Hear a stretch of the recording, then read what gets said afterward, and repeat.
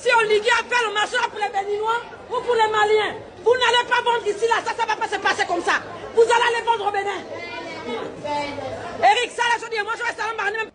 Alors, je me suis récemment fait attaquer parce que j'ai pris position par rapport à ce sujet. Je réitère encore ici ma position par rapport à cette histoire. Vous vous attaquez aux mauvaises personnes.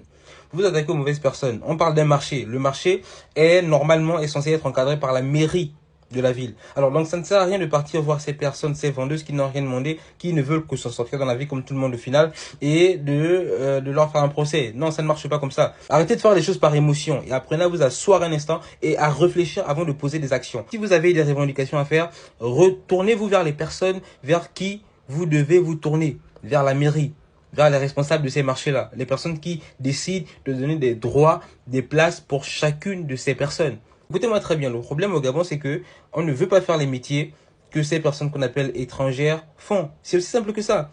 Au Gabon, la plupart des Gabonais, le souhait, l'envie, c'est de travailler dans un bureau. Le fait de se dire qu'on réussit lorsqu'on travaille à la fonction publique, c'est imprégné dans l'esprit de la plupart des Gabonais. J'ai pas dit tous, mais de l'immense majorité.